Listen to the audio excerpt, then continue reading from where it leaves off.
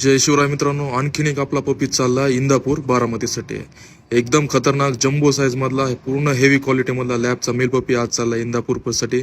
आपण सकाळी सकाळी आपल्या गाडीत हवा भरले, कारण आपल्याला जायचं होतं मंडीमध्ये आपल्या डॉगसाठी राईस आणायला. उन्हाळा सुरू झालेला आहे, तुमच्या डॉगच्या खाण्यामध्ये सुद्धा राईस वाढा, कारण राईस हलका असतं आणि पौष्टिक राहतं. त्यासोबत आपल्या कॅनलचं काम चालू आहे. आपण जेवढं होईल तेवढं झाडं लावायला लागलो, जसं की जग्गू अण्णा म्हणलेलं आहे, झाड लागा. आपण त्याच्या वाटेवरच चालू. बाकी आपला रॉकी सुद्धा आता घरामध्ये बसूनच आपल्या घराचं रक्षण करायला लागलाय, कारण त्याला सुद्धा आता गरमीचं प्रमाण दिसायला लागले. बाकी आपली चिंगी सुद्धा आता उन्हामुळे त्रस्त झाली आणि झाडाखाली अंडे द्यायला बघायला लागली.